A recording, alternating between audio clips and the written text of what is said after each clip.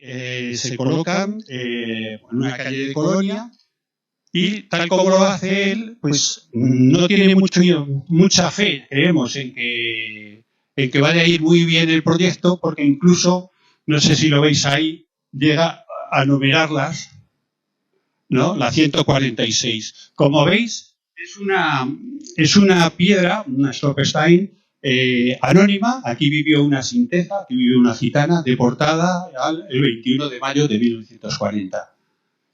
A raíz de la instalación de estas primeras, que también son de forma clandestina, pues incluye ya los nombres. Como veis, las piedras son un poco deformes, son un poco todavía muy, o demasiado quizás artesanales.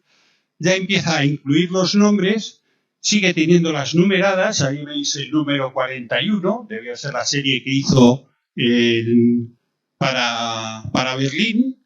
Las coloca en Berlín por primera vez y entonces pues las coloca en Colonia por primera vez y luego ya las coloca en Berlín por primera vez en Berlín. Y la verdad es que se sorprende por el propio éxito del proyecto, con lo cual cada vez de más y más lugares le solicitan que haga estas piedras, con lo cual en 1995 tiene que solicitar ayuda a otro artesano para que le haga las piedras, y le hace las piedras ya en un formato, como veis, un poquito más fino, ¿no? Estas podríamos decir, la de la izquierda es la primera de las primeras que se hizo, que como veis es un poco todavía deforme, mientras que allí podemos tener ya lo que es una Stolperstein tal como las conocemos ahora mismo. Él, como decía antes, no pensaba nunca que tuviera mucho éxito, creemos que nunca pensó que tuviera tanto éxito. Lo cierto es que esta diapositiva hay que leerla de derecha a izquierda, que todos los proyectos que año tras año iba haciendo, ¿no? Este sería la línea del proyecto de esas especies de grandes trompetas que había, pues todos esos proyectos los tiene que ir abandonando a partir de 1995 para dedicarse plenamente al proyecto Stolperstein. Tal es así ese proyecto que se extiende por toda Europa. Aquí se ha saltado esa, perdón. Y actualmente, el pasado mes de mayo, se colocó el Stolperstein número 100.000 en la ciudad de Nuremberg. Como digo, hay casi todos los países europeos. Se colocó ese número 100.000 en Nuremberg, y este año también se han colocado las primeras en Gran Bretaña y en Irlanda. Con lo cual, como veis, pues prácticamente tiene cubierto todo el mapa de Europa, excepto algunos países quizás no tan comprometidos. Nosotros, y eso lo contará Isabel ahora, quizá mejor que yo, ¿no? Bueno, en mayo de 2015 llegan a España, son las primeras. Nosotros en ese momento también es cuando nos damos cuenta, porque nosotros siempre pensábamos que eran dedicadas a ciudadanos de fe judía o de religión judía, ¿no? Y ese año precisamente nos damos cuenta de que en Salzburgo precisamente había unas Stolpersteine dedicadas a brigadistas internacionales que murieron en la guerra de España, que tuvieron que huir de Alemania cuando el auge la instauración del nazismo, y vimos que había unas Stolpersteine dedicadas a brigadistas alemanes. Ese mismo año nos enteramos de que en la localidad de Navàs, en Barcelona, se iban a colocar las primeras dedicadas a deportados españoles. Actualmente hay unas 900 en España, hay muchas en Cataluña, hay muchas en Baleares, y por el mapa de toda España, pues bueno, se van repartiendo poco a poco. Luego, si alguien está interesado, dentro de 10 días el artista va a venir a España, va a pasar por Asturias, por Salamanca, por Almagro, por La Coruña también, por Puente Genil, y va a estar instalando Stolpersteine él personalmente. Él, antes de la pandemia, colocaba siempre las primeras de cada lugar, con lo cual, de alguna forma, así también homenajeaba a esas personas, y también como muestra de respeto hacia el lugar donde se instalaban las primeras, pues siempre viajaba él y personalmente las instalaba. ¿Qué ocurre? Con la pandemia, claro, se paralizaron todas las colocaciones, y a partir de ese momento ese compromiso que tenían ellos, que no era más que, o sea, era una obligación que tenías que cumplir, pero al mismo tiempo era un compromiso que tenían desde el propio artista de instalarlas como muestra de respeto a la localidad donde se instalaban. Y ese compromiso, claro, después de la pandemia ya tuvieron que liberarlo o no hacerlo, porque además cada vez más hay peticiones de toda Europa y se producen unas demoras en la fabricación, el envío y la colocación bastante importantes que ahora mismo están superando más de un año. En Madrid, pues que se pusieron las primeras en 2019, gracias a algunos de los que estáis aquí, ¿no? Y ahora mismo, actualmente, no sé, antes me preguntaban por ahí, ahí tenemos actualmente 65. Si alguien quiere este mapa, que luego nos deja su correo o lo que sea y se lo enviamos, y podemos, vamos, se han colocado en diferentes momentos, se han colocado las 65 que hay en Madrid, y esperamos que pronto en el distrito de Arganzuela podamos también colocar 8. Hola. Sí, eso iba a decir, que ahora será él el que me corrija a mí. Bueno, esta foto que veis aquí es de las dos primeras Stolpersteine que vimos Jesús y yo. Esto ya se remonta al año 2006, son de la ciudad de Freiburg, donde nuestra hija había estado un verano estudiando alemán. Al año siguiente o 2 años después, ella estuvo de Erasmus, que se corresponde, vamos, en 2006, y nos dijo que fuésemos a la ciudad y realmente nos impactó. Ya fue un tipo de homenaje que nos gustó muchísimo. Resaltaban las que vimos nosotros, o estaban recién limpias o estaban recién puestas, pero sobre el pedernal oscuro llamaba mucho la atención. Como ha dicho Jesús, entonces todas las que nosotros vimos en esa ciudad y en los 2 años siguientes que nuestra hija trabajó en Alemania y fuimos a verla en los 2 cursos que estuvo de profesora de español visitando algunas ciudades, vimos bastantes en Alemania, pero casi todos, la inmensa mayoría de las que vimos, la última palabra que se corresponde con el campo de concentración donde la víctima fue asesinada era Auschwitz. Con lo cual nosotros siempre pensamos en un principio que este proyecto era para homenajear a personas de religión judía. Como ha dicho Jesús, poco a poco fuimos aprendiendo, fuimos sabiendo muchas más cosas del proyecto. Nos enteramos de que había una web que yo creo que es que al principio ellos tampoco la tenían, y de hecho la visitábamos con cierta frecuencia para ver dónde iba a estar Gunther poniendo piedras, para ver si podíamos coincidir e ir a ver cómo ponía alguna. Algo que sí que logramos hacer, yo creo que en 2017 o 2018 logramos verle en Hamburgo cómo las ponía. A partir de ese momento, como he dicho, nosotros empezamos a saber muchas más cosas del proyecto. Y bueno, decidimos en 2015, cuando supimos que se habían puesto las primeras en la ciudad de Navas, nos planteamos que había que hacer todo lo posible para que ese proyecto también llegase a Madrid. A Madrid porque es donde vivimos, ¿no? Claro, sí, nosotros siempre contamos lo mismo, que nos dedicamos a Madrid porque es donde estamos. Es cierto que a lo largo de todos estos años nos hemos dedicado y seguimos dedicándonos a las de Madrid, pero en la medida de nuestras posibilidades, y aunque solo sea con información, ayudamos y hemos ayudado a otros puntos de España. En 2015, y gracias a la publicación del libro de Carlos Hernández, primero fue la publicación de Los últimos deportados de Mauthausen y después el cómic que se hizo con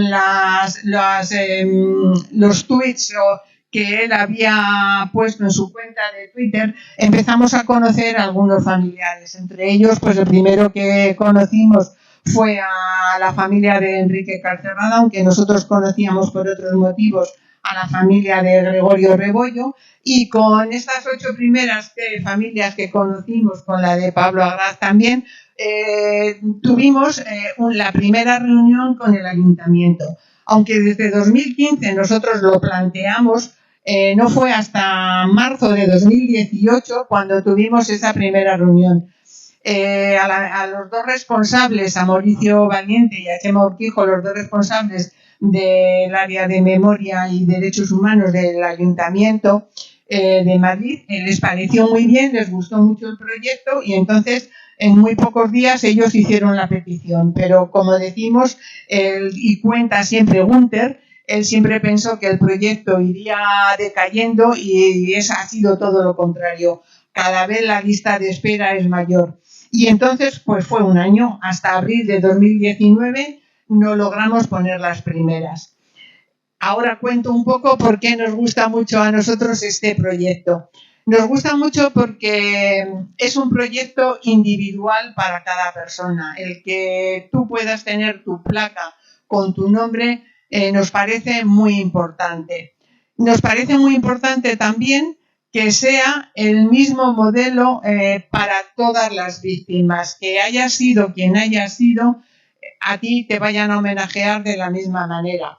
Estas son las que tiene Ana Frank con su familia y son exactamente iguales que las que tienen cualquiera de vuestros familiares, o bien puestas o estáis esperando a que se ponga, o es exactamente igual que la que podéis ver aquí en la vitrina. Hecha por las mismas manos. Hechas por las mismas manos, porque hasta el año pasado era una única persona la que se dedicaba a hacerlo, ahora hay otra en Ámsterdam, porque la cantidad de peticiones que tienen les obliga a que sea otra persona, aunque ellos realmente lo que les gusta es que la piedra esté hecha a mano, porque como explican, lo hacen en contraposición a la maquinaria de muerte que supuso el nazismo. Por eso la piedra está hecha a mano y cada letra es un golpe que dan con cincel, claro, con un martillo.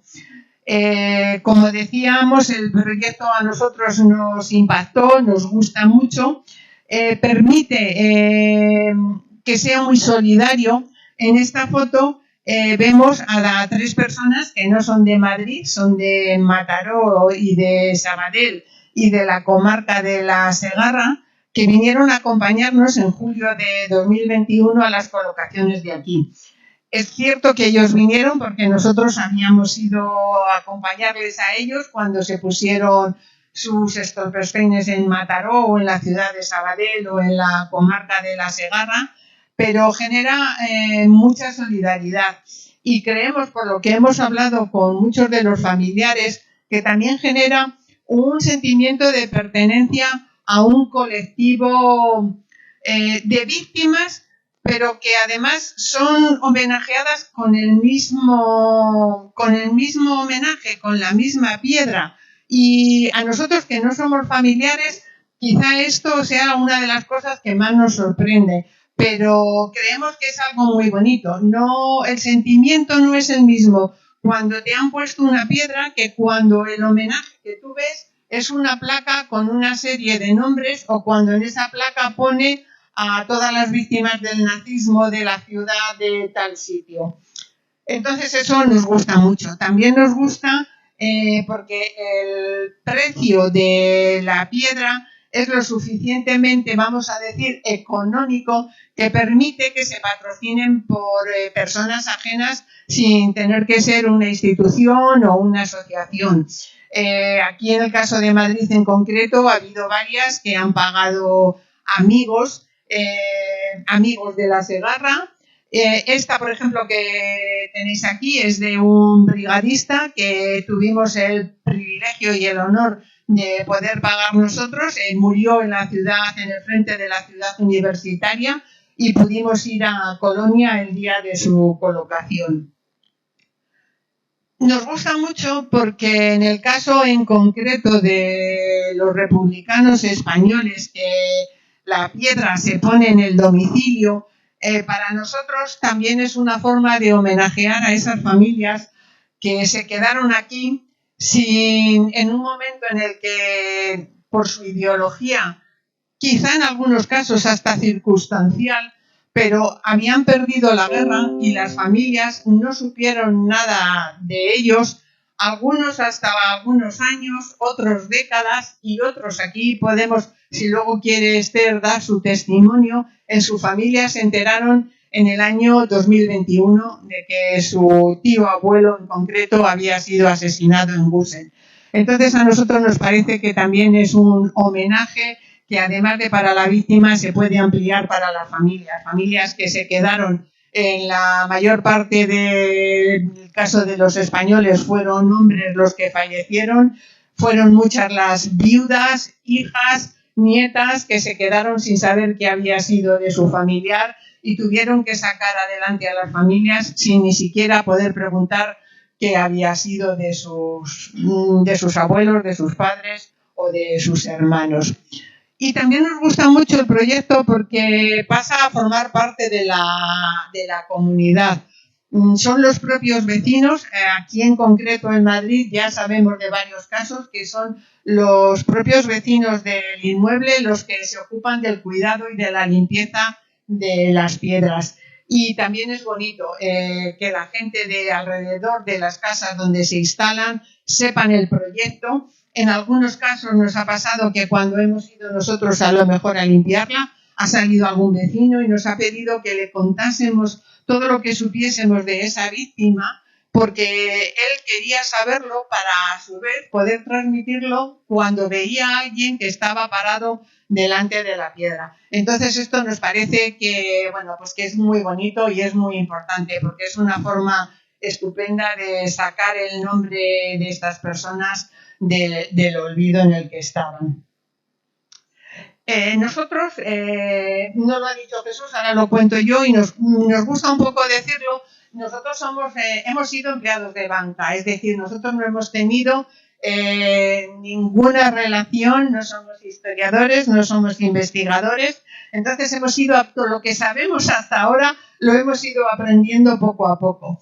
Y una de las cosas que aprendimos a raíz de la primera colocación era la faceta pedagógica que tenía este proyecto, porque las primeras piedras se pusieron en abril y en mayo ya hicimos 2 recorridos con alumnos del colegio alemán. Y era algo que nos pidieron ellos, que a nosotros ni se nos hubiese ocurrido, pero fue estupendo ver el interés que ellos mostraron y eso nos pareció que podía ayudarnos para dar a conocer esta parte de la historia. Desgraciadamente en 2020 llegó la pandemia y durante un año y pico pues apenas hicimos una charla online, pero ya a partir de 2021, yo creo que 2021, ¿no? Iniciamos este periplo de charlas en institutos. Aquí está la foto de una de estas charlas y bueno, creemos que es importante, que es una forma, el proyecto sirve muy bien para dar a conocer, como he dicho antes, esta parte de la historia. Aquí vemos a Beatriz poniendo la piedra de su tío abuelo. Antes contaba Jesús que Gunther ponía siempre las primeras piedras de cada localidad. A partir de la pandemia y también por su edad, él ha desistido de esta idea y entonces autoriza a que cada ciudad ponga las piedras sin necesidad de que él venga a poner las primeras. Aunque él aquí ya logró, o sea, él vino en 2019, es cierto que a partir de ese momento todas las que hemos puesto ha sido sin él. Cuando viene Gunther, él normalmente viaja, este año lo va a hacer en avión, pero normalmente hasta ahora viajaba con su furgoneta. Su furgoneta es un taller, tú la abres y está llena de herramientas, de piedras de distintos modelos, tiene arena, tiene cemento, tiene materiales, bueno, y él pone normalmente el hueco sí que está hecho, pero él se ocupa de poner la piedra. Entonces, la única ventaja que nosotros hemos encontrado de que Gunther no venga es que son los propios familiares los que participáis en ese sencillo acto de colocación de la piedra. Bueno, la ponéis ahí, pero bueno, participáis un poco más que si fuese Gunther quien la pone y la instala. En definitiva, lo importante es que la piedra quede puesta, pero bueno, que también vosotros colaboráis de una forma un poco más activa. Casi todos, los que estáis aquí, ya habéis asistido a alguna colocación. Como siempre decimos, son actos muy sencillos, nada institucionales. Nos acompañan siempre personas amigas o familiares, pero que fundamentalmente lo que quieren es estar ese día en ese acto. Y entonces, como siempre decimos, son actos muy sencillos, pero llenos de mucho amor. Y estas son fotos de algunas de las colocaciones que hemos tenido hasta ahora. Y esta es una foto con todas las piedras que tenemos hasta este momento. Ahora, cuando nosotros hemos ido por los institutos, siempre digamos que esta primera presentación a lo mejor es un poco más rápida, pero básicamente es la misma.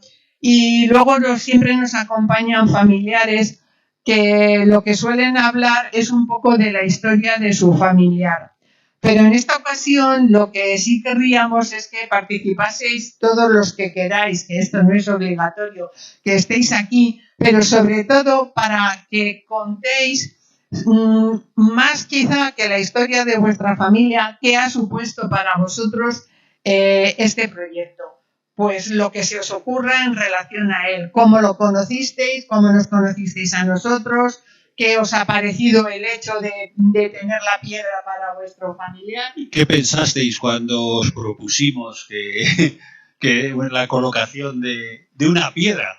Sí, porque eso es algo que siempre también comenta Jesús y comentamos. A nosotros el proyecto lo conocíamos desde 2006, nos encantaba, pero claro, luego nos quedamos como muy maravillados de que a todos los familiares les pareciese perfecto nuestro planteamiento, que nadie dijese, bueno, ¿y por qué tenemos que esperar un año a que este señor nos mande las piedras desde Alemania? ¿Por qué no encargamos aquí algo o hacemos algo diferente o algo que sea nuestro y que no haya que esperar? Entonces, la verdad es que eso es algo que nos encanta y que sí que nos sorprendió la acogida tan favorable que ha tenido por parte de todos vosotros. Así que le voy a pasar el micrófono a Eugenio para que nos cuente su experiencia. Iba a venir Nieves, pero vive en Cercedilla, ha debido de tener algún problema y no ha podido llegar, pero aquí hay muchos familiares que espero que no os importe hablar y que nos vayáis contando todo lo que queráis. Muchas gracias. A ver si funciona.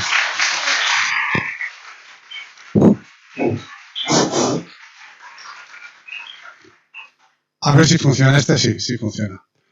Bueno, yo está la de mi tío. Mi tío Juan. Yo diría Mariano, porque es otra historia de mi vida. Mi tío Mariano es el de la izquierda de la pantalla. Se llama Juan y yo me enteré mucho tiempo después de que ese era su nombre. Toda mi familia, incluido yo, siempre es el tío Mariano, el que vive en Francia, Y es una de las pequeñas historias de la familia. Pero para mí, cada vez que me refiero a él, aunque pone en la piedra Juan Martín Lueches García Morales, cuando yo hablo de él, siempre digo Mariano. Bueno, esto es un pequeño introducción al tema. Antes de ponerme a contar un poco lo que es mi reflexión sobre el tema de las Stolperstein, sí quería decir una cosa, que como yo que les conozco, sé que son muy modestos, esta pareja que tengo aquí a mi derecha, son tan modestos que no son capaces de asimilar, y eso se lo hemos dicho creo más de uno de los que estamos aquí, de que gracias a ellos se han colocado en las piedras de nuestros familiares y dentro del claro de nuestros familiares están las 60 y tantas, 65 que hay en Madrid y alguna más en las que ellos han colaborado.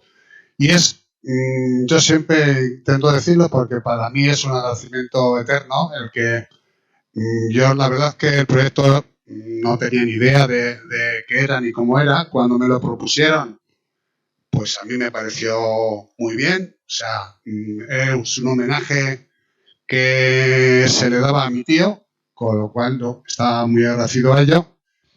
Pero luego, con el paso del tiempo y según he ido viendo todo esto, me he dado cuenta que es más importante de lo que yo en principio noté.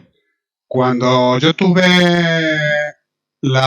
esa piedra en la mano, es un dado de hormigón, un material muy frío, con una chapa dorada.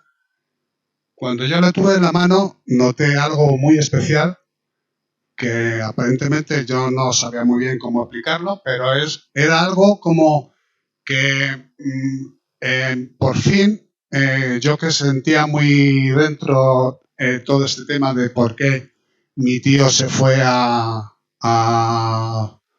Francia y lo acabó luego en Alemania, por qué yo no le conocí cuando yo tenía ya, creo que eran 5 o 6 años, pero yo tuve durante un tiempo, y siempre lo he tenido toda la vida, algo que he sentido de todo esto, porque tanto a mi abuela, a mis tías y por supuesto a mi padre, sí que lo hubiera, sí que lo hubiera visto, el poder haber visto este momento hubiera sido muy bonito para ellos. Mi abuela nunca me hablaba de su hijo, siempre que todo este tema, incluso yo creo que era muy especial para ella, nunca hablaba, ya digo, no hablaba nada de lo que ha vivido su hijo fuera, porque claro, ellos vivieron aquí lo que supuso, después de una guerra, que un hijo suyo estuviera en un campo de concentración nazi. Eso en el barrio, y según luego he estado también enterándome por otras de familiares con los que he compartido estos momentos, fue una cosa que todos fue bastante difícil para ellos. Mi abuela sintió la presión de haber estado en Madrid, una zona que fue republicana siempre, y luego cuando acabó la guerra notaron mucha presión porque, claro, se sabía que su hijo estaba en un campo de concentración alemán. ¿El por qué? Pues luego nos hemos ido enterando del por qué, pero entonces no estaba para nada bien visto el que fuera así. Mi tío se fue de su casa con su hermano, con otro tío mío, y volvió a ver a su madre y a sus hermanos 25 años después. Él estaba en la mili, con 22 años cuando empezó la guerra aquí en España. Se escapó, se cruzó la Sierra de Guadarrama desde Segovia para llegar a Madrid junto a los suyos y a su familia. Y luego, junto con su hermano, no sé, tuvieron de decidir que ellos tenían que seguir haciendo la guerra de alguna manera para intentar que lo que estaban empezando a disfrutar, había habido un grupo de gente que había hecho lo que hicieron para que eso no tuviera una continuidad. Y entonces ellos, los dos, se fueron a la zona de Albacete. Por lo visto, los dos querían ser pilotos de caza y se fueron para allá para ver si podían colaborar así con la República. Mi tío, ya no sé cómo decirlo, Juan o Mariano, mi tío Juan, por lo visto, debía de tener un problema con la vista y no pudo quedarse, y mi tío Damián, su hermano, sí que consiguió ser piloto de caza, pero cuando ya tenía las horas de vuelo para poder volar, tuvo, según nos dijeron, un sabotaje en el avión y murió. Murió allí, y ya su hermano no estaba con él, su hermano ya estaba en la artillería, que era donde él estaba haciendo la mil cuando empezó la guerra, y se conoce que allí tuvo la posibilidad de seguir entonces para allá. Él, como muchos de los españoles que hicieron aquí la guerra, se fue para el norte y desde por todo el frente donde le tocara, y acabó como todos en Francia. Él siempre sí que me contó, porque una de las ventajas que yo tengo con relación a otros de los que estamos aquí es que yo conocí, hablé, conviví con él, porque tuvo la suerte de no morir en el campo. Y todo esto que os estoy contando, me he tenido que ir informando y leyendo y demás. Todo esto porque para nada a él no le gustaba hablar del tiempo que estuvo en el campo de concentración. Y lo que nos contaron, lo que nos han contado su hija, que todavía vive, y su mujer, mi tía Lucy, pues ya digo que estuvo muchos años teniendo sueños horribles de todo lo que vivieron allí en los campos. Bueno, yo creo que él, yo os decía antes, por un poco abreviar de todo esto, porque al final os estoy contando la vida de mi tío. Y yo de lo que venía a hablar aquí era de las Stolperstein. Lo que sí os puedo decir, ya acabando con mi pequeño desarrollo de lo que fue la vida de mi tío, lo que sí que puedo deciros es que el proyecto este es muy importante. Yo, según veo en las múltiples colocaciones de las piedras en las que procuro participar, la familia, aunque sé por ellos que son los que ellos se lo curran todo y pues se ponen en contacto con las familias, lo preparan y lo montan y lo desarrollan y hacen que los ayuntamientos o el ayuntamiento en este caso den los permisos que tienen que dar y todo esto. Sé que son ellos los que nos unen a todos, pero esta pequeña piedra que nosotros lo llamamos así por aquello de abreviar y no repetir ese palabra de Stolperstein, que yo seguro que lo digo mal, esta pequeña piedra es una unión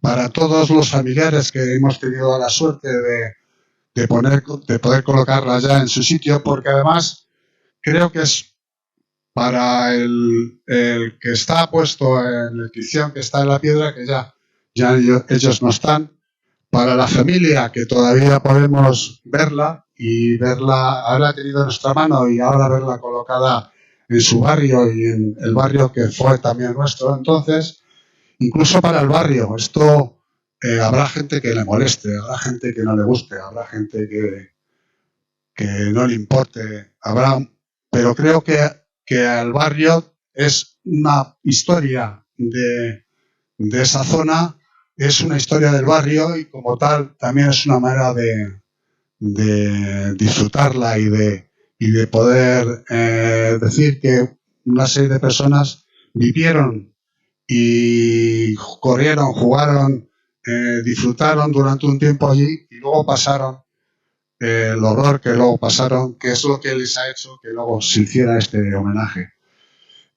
Abajo, no se ve muy bien la foto, pero abajo pone liberado. Esa es la última palabra de lo que es la piedra. Hay una persona que viene con nosotros a los colegios cuando vamos a dar charlas contando a los chavales de bachiller y de la ESO todo este tema. Hay una persona que viene con nosotros que hoy no ha podido estar, que es Miguel Nogués. Mi impresión de ver eso que os decía ahí abajo que pone liberado, a ver la que por ejemplo ve Miguel en la de su abuelo, en la puerta de su casa, que pone asesinado y en la fecha en la que le asesinaron. Para mí es importante este símbolo, pero yo entiendo que para Miguel, como para los que murieron en estos campos, tiene que ser todavía más importante. Para Miguel, la madre de Miguel se pudo colocar en la puerta de su casa la piedra de su padre, la del abuelo de Miguel. Y para ella lo decía, y yo quiero, ya que él no está aquí ahora, quiero contaros su nombre, que yo sé que a él le iba a gustar. Fue muy importante ver que su padre, que salió por la chimenea del campo de concentración de Ussel, por donde salieron 2/3 partes de los españoles que estuvieron en los campos de concentración, para ellos que pues, para nosotros que lo pudimos disfrutar en vida y pudimos compartir luego con ellos muchas cosas, para ellos el poder tener un recuerdo del familiar que vamos, que saben que murió allí, y tener una cosa en la puerta de su casa que les recordara, creo que es todavía mucho más importante que para nosotros. Bueno, pues ya ha venido Nieves. Sí. Ahora, antes de que coja la palabra Nieves, sí que Miguel nos pidió que contásemos, porque estaban fuera y no podían venir, efectivamente que contásemos su experiencia, y lo único que le ha faltado a Eugenio decir es que su madre, la madre de Miguel, hija de Juan Antonio García Acero, ella dijo ese día: hoy es como si estuviese enterrando a mi padre poniendo esta piedra. Entonces es verdad que para todos los que fueron asesinados en los campos, de alguna forma simboliza esa lápida o ese sitio donde tú puedes ir a ver a tu familiar exactamente igual que vamos a los cementerios a llevar unas flores o a ver la placa o la lápida de una persona que has enterrado. Entonces, también tenemos la experiencia en ese sentido, de Eufemio. Eufemio García se puso su placa en Franco Rodríguez, y su hijo, que fue deportado con él porque fueron en el convoy de los 927, el hijo, que tiene ya 97, 98, bueno, 88, no he dicho yo 90, 88, en el tren. Sí. Bueno, ellos viven en Cuacos casi todo el año, y lo primero que hace, nada más venir a Madrid, es ir a Franco Rodríguez a ver a su padre, a llevarle unas flores, y pone unas flores en la piedra exactamente igual que si fuese a un cementerio a ver una lápida. Y bueno, ahora ya que creo que Nieves, como ha llegado, me supongo que por circunstancias personales, lo que estamos contando es un poco vuestra experiencia, más que la historia de vuestros familiares deportados, un poco vuestra experiencia familiar respecto al proyecto. ¿Cómo os enterasteis o lo que ha supuesto para vosotros tener la piedra? Vale. Bueno, hola, buenas tardes a todos. En un acto casi heroico en llegar aquí, que hace un calor, por eso lo digo, casi heroico, porque pensaba que iba a haber menos gente, la verdad. Bueno, exactamente. Sí, porque somos casi como siempre decimos lo de la familia, porque nos hemos encontrado con el denominador común de tener familiares que han estado en campos nazis. Ellos dos no, pero como si lo siguiesen, la verdad.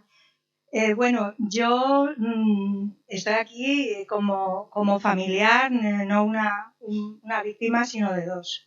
Mis dos tíos, hermanos de mi madre, fallecieron en Neuengamme, un campo de concentración en la zona de Hamburgo, muy poco conocido. Es una de lo saben todos, es una de mis constantes, el divulgar y el difundir, que no solamente fue Mauthausen o Auschwitz, que son los más conocidos, y Mauthausen por ser el de los españoles, llamado así por la cantidad de españoles que había.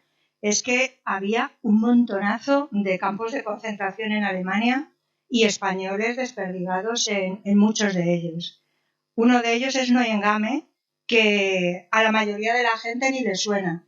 Esto es fruto de la falta de conocimiento de nuestra historia, de lo que ha ocurrido con españoles de a pie, normales y corrientes, que acabaron por circunstancias con una doble mala suerte, por así decirlo. Primero perdieron la guerra. En el caso de mis tíos eran médicos y los dos ejercían como sanitarios en el bando republicano. Pasaron a Francia en la famosa retirada y bueno, pues llegaron a Argelès-sur-Mer, como muchos de los que llegaron en ese momento, todos en tropel, que los franceses no sabían ni qué hacer con tanta gente, los metieron en esa playa en un auténtico campo de concentración. Como ha dicho Isabel, no me voy a extender en la historia de mis tíos, que es bien trágica. Ah, ¿te lo has hecho? Ya. Lo hago rápidamente, solamente para que entréis un poco en situación. Ellos estuvieron en diversos campos, ejercieron como médicos en el propio campo de Argelès, cuando pudieron poner una pequeña dispensario o así. Bueno, pasaron a varios campos, estaban contratados con las compañías de trabajadores extranjeros ejerciendo de sanitarios. Y bueno, intentaron salir de Francia, no pudieron, llegaron al norte de África y por una serie de circunstancias no les dejaron pasar la frontera de Argelia a Marruecos y tuvieron que volver en el mismo barco, otra vez de vuelta a Marsella y otra vez vuelta a empezar. Fueron destinados a un hospital, como digo, de trabajadores en Montmélian, en Saboya, en la Saboya, en el norte de Francia. Y allí ellos tenían contacto con la resistencia y de hecho curaron a Maquis. Fueron dados un chivatazo por un colaboracionista francés, los detuvieron, los mandaron a Compiègne, que es un centro del que luego partían hacia los campos, y allí en el año 44 fueron deportados a Neuengamme. En unos, ya lo habréis oído, pero bueno, les metían en trenes para ganado, donde cabían 40 caballos, que es lo que estaba más o menos calculado, pues entraban cientos de personas que no podían ni sentarse. Y esto lo sé también por algunos familiares que coincidieron, en el caso de dos de ellos, sus padres, los dos de ellas, coincidieron porque se acordaban de que su padre, bueno, fueron sobrevivientes, que se acordaban de que había un médico que decía que giraran todos de pie, giraran porque no estuvieron 3 días metidos en el tren, sin beber, sin comer absolutamente nada, imaginaros qué condiciones, el que se caía abajo se moría y los demás tenían que pasar por encima de él, y que recordaban un médico español que decía que fueran girando y que chuparan de los barrotes de hierro de los vagones. Y por el número de deportado, por el número de prisionero luego del campo de Neuengamme, pues iban seguro en el mismo campo porque eran muy cercanos. Bueno, todo esto, en mi casa hay muchísima correspondencia, pero me di de bruces de repente con el pasado, aunque sabía que existía esta cosa, y ya empecé a leer cartas y demás cuando deshicimos la casa de nuestros padres. Pero un día, leyendo el periódico, un reportaje en el periódico El Mundo, pues habían hecho un reportaje sobre objetos de deportados españoles en campos nazis. Estos objetos estaban en un archivo, en el Aronsel Archive, en Alemania, que los había recopilado, guardado, tienen muchísima documentación. Y cosa rara, porque he de deciros que Neuengamme es uno de los campos en los que se deshizo más documentación, es decir, que si calculamos que hay 700 españoles que estuvieron en Neuengamme, realmente no se sabe, porque se destruyó tantísima documentación que puede que fueran bastantes más. Bueno, pues desde aquí que me di de bruces con ese periódico, ese suplemento, con un anillo, en una de las imágenes era un anillo, y debajo de ese anillo estaba el nombre de uno de mis tíos. Eso fue como un shock, 75 años después, esto ha sido en 2020, 75 años después de su muerte, porque murieron los dos, te encuentras de repente con una cosa con la que yo había oído hablar en mi casa. En mi casa no hubo un silencio especial, pero tampoco un alarde de explicar, porque yo preguntaba mucho, yo por supuesto no les conocí, pero alguna cosa sí sabía, de nebulosas y demás, porque verdaderamente sí que es un denominador común en casi todas las familias en que no se habla lo que luego a la gente le hubiera gustado hablar. Y conozco a varias hijas que sus padres estuvieron en campo y que se lamentaban de por qué no preguntaron más. Y a lo mejor no preguntaban más porque sabían que hacían daño a sus padres y que ellos les daba dolor y querían no borrar eso porque no lo podían borrar, pero que no convivieran, aparte de que no se podía hablar mucho. La verdad, mi abuela, por ejemplo, estuvo represaliada buscando a mis tíos, ¿no? Estuvo en la cárcel. Entonces, en Arolsen, bueno, pues me dieron documentación, me mandaron de todo, estuve en contacto con un historiador que es el que estaba detrás de ese artículo, Antonio Muñoz, y también, entre otras cosas, me dijeron, y existen las Stolpersteinen, que yo no sabía ni lo que era eso, y que también se podrían poner y tal. Y yo la verdad es que estaba abrumada porque estaba en absoluto shock con el tema, ¿no? Porque es que era diario un montón de mensajes, de datos nuevos y tremendo, la verdad, tremendo. Y yo no podía con todo. Entonces, lo de Stolpersteine, que no me sonaba más que a una palabra alemana, sin más, pues lo dejé aparcado.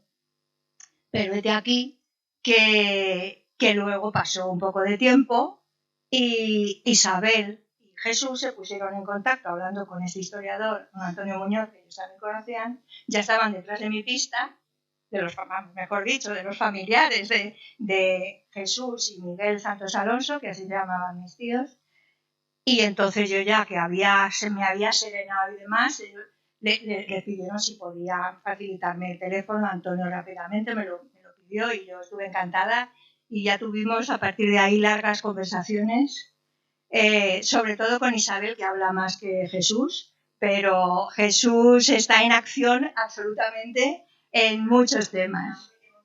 Efectivamente, a nosotras nos toca hablar. Exactamente, exactamente. ¿Tú crees? Bueno, ahora por vender en todo el mundo, ¿eh? Sin distinción de sexo. Bueno. Esa sería otra cosa que podríamos contar, lo que ha supuesto también para nosotros contactar con familiares. Vale. Bueno, pues entonces a raíz de ahí, pues ya empezamos a hablar, empecé a ir a reuniones, empecé a ir a colegios con este compañero mío que no se pierde una. Yo ando un poco más liada con el trabajo y demás, pero efectivamente pues ya me va a tocar, con lo cual ya me podré dedicar más o menos. No sé cuándo, pero bueno, más o menos.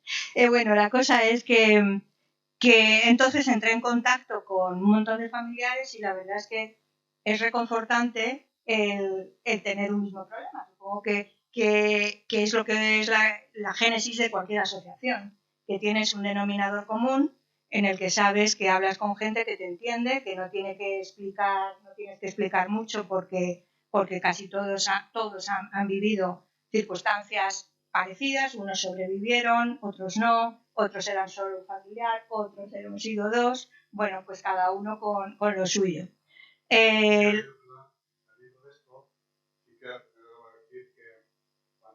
empecé a entrar en el curso de tío, creo que eso fue un poquito después. Yo decía, pero ¿por qué no escribes un libro? ¿Por qué no lo cuentas? ¿Por qué no escribes lo que tú has vivido? Porque sí que me he dado cuenta, tiempo después, lo tengo a todos, la historia de mi tío está repetida. Todos los que cada uno tiene una historia para hacer un libro con el caso. Absolutamente, porque sí. Durante un tiempo una serie de cosas que todos tenemos. Desde luego.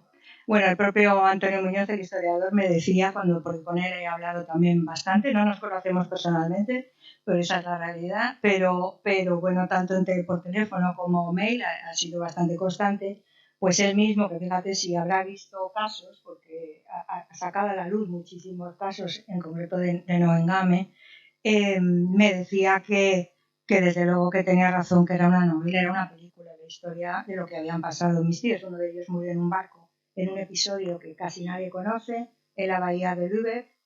Los hacinaron a los que quedaban en el campo de concentración, a los que quedaban porque habían hecho ya marchas de la muerte y los sacaban andando hacia sus campos y bueno, la mayoría se quedaba por el camino y los metieron en 3 barcos hacinados y los hicieron pasar porque eran tropas de las SS y los propios aliados británicos, que son los que liberaron Neuengamme, pues bombardearon esos campos, esos barcos, en el que murieron pues más de 7.000 personas hacinadas en los barcos, y después de 30 años todavía seguían llegando huesos a las playas de Neustadt. O sea, algo un poco bastante especial y muy poco conocido, y además yo creo que intencionadamente no divulgado, porque tampoco está demasiado claro lo que pasó. Y bueno, he de deciros que el hecho, pusimos las piedras de mis tíos en octubre pasado, y la verdad es que los sentimientos de los familiares a veces para mí eran un poco encontrados, porque por una parte yo decía, es que unas piedras en la casa, pero los caseros no es que fueran muy republicanos y eso, han vendido la casa entera y nos hemos encontrado que estaban en obras precisamente cuando pusimos las piedras. Y yo decía, bueno, a ver, lo van a maltratar, seguro que lo van a estropear, o sea, me daba un poco como cosa, ¿no? Decía, ahí en medio. Pero luego, como he visto cómo es el proceso y he visto que es un acto de reconciliación con el pasado, quizás también, ¿no? Y además un acercamiento con lo que esas personas pasaron y lo que ellos significaron para mi familia, para mis abuelos y para mi madre. Y esto no ha acabado, porque he de deciros, y a vosotros tampoco lo sabéis, que ayer he recibido un mail del memorial de Sandbostel a través de la amical de Neuengamme. Sandbostel es donde mi tío el mayor, Jesús, en una marcha de la muerte le llevaron a un subcampo que llegó fatal, hecho polvo, y terminó, como lo liberaron, ese subcampo lo liberaron los británicos, le llevaron a un hospital de enfermedades del tórax y murió de tuberculosis. Y murió al mes siguiente de acabar la guerra, o sea, murió en junio. Bueno, pues resulta que el memorial de Sandbostel, a través de Instagram, ha visto que se han puesto, os han dicho, aquí había españoles, en Sandbostel había españoles, y entre ellos Jesús Santos Alonso, que hemos visto que se le ha puesto una piedra. Entonces me han pedido si puedo enviarles, que por supuesto lo haré, imágenes de los actos que se hicieron en la colocación de las piedras. Entonces, para que veáis qué cosa, ¿no? Que cómo va siendo una rueda. Yo no sabía ni que había un memorial en Sandbostel, yo no estaba en Sandbostel, creo que vosotros tampoco. Ahí no, porque han estado en todas partes, pero bueno, pero me parece bonito, hay que ir. Además, también me dicen, cosa que yo he sabido y he descubierto en estos años, que bueno, les enterraron, deben de tener la cantidad de muertos en ese hospital, que los enterraban pues en una cuneta al lado del hospital. De ahí en el año 56 los sacaron y los llevaron, y está actualmente enterrado en el hospital de Rothenburg, que está muy cerca de Bremen. Y no tiene placa, que yo ya lo sabía, porque bueno, se está haciendo una tesis doctoral en la Universidad de Bremen, en la que yo soy una de los familiares, están estudiando cinco familias, y yo soy una de los familiares que han venido a entrevistarnos y están haciendo una tesis doctoral sobre cómo han vivido las familias esto. Y entonces me mandaron fotos desde allí, no tiene el nombre la placa, no, o sea, la tumba, porque son unas tumbas cuadraditas, unos cuadrados, y que está en su nombre, pero bueno, quizás se pondrá porque, no lo sé, o la pondré yo, o la pondremos todos. Eso he pensado, pues a lo mejor también. Y bueno, de momento esto es lo que os puedo decir. Gracias.